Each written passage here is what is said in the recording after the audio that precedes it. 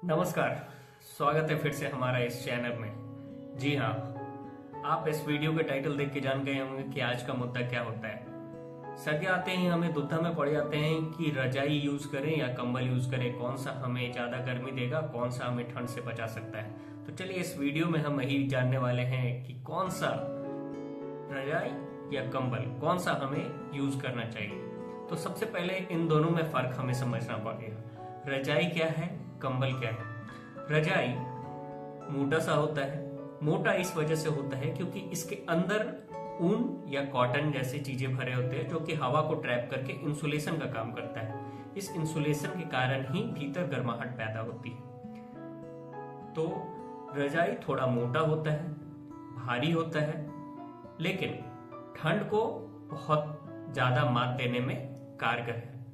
दूसरी तरफ कंबल पतला होता है क्योंकि ये ऊन माइक्रोफ्लीस जो कि कपड़ों में होता है, आप कपड़े भी देखे होंगे, पॉलिस्टर जैसा लगता है लेकिन जस्ट लाइक अ फ्लीस, पॉलीफ्लीस या माइक्रोफाइबर्स का बना होता है, जिस वजह से उसमें हवा और नमी कम बैठती है, कम पकड़ते हैं। इस वजह से वो थोड़ा टाइम लेता है गर्म होने में, लेकिन गर्म हो जाता है। मतलब जितना अगर हम रजाई से कंपेयर करें, कंपैरिजन करें, तुलनात्मक करें, तो रजाई जो है धीरे धीरे गर्म होता है, बहुत जल्दी नहीं गर्म होता है, धीरे धीरे गर्म होता है और लॉन्ग लास्टिंग होता है, बहुत देर तक लास्ट करता है। लेकिन कंबल जो है जल्दी से गर्म हो जाता है और जल्दी ठंडा भी हो जाता है।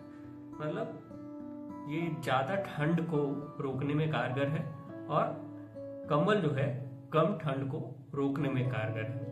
दूसरी तरफ बात आती है कि हम खरीदते समय किसका चुनाव करेंगे। तो खरीदते समय हमें रजाई और कंबल की क्वालिटी पे ध्यान देना चाहिए। रजाई के अंदर किस तरह के ऊन भरे हैं, किस तरह के कॉटन्स का इस्तेमाल हुआ है, क्या वो अच्छी हाइजीनिक क्वालिटी का है या नहीं है।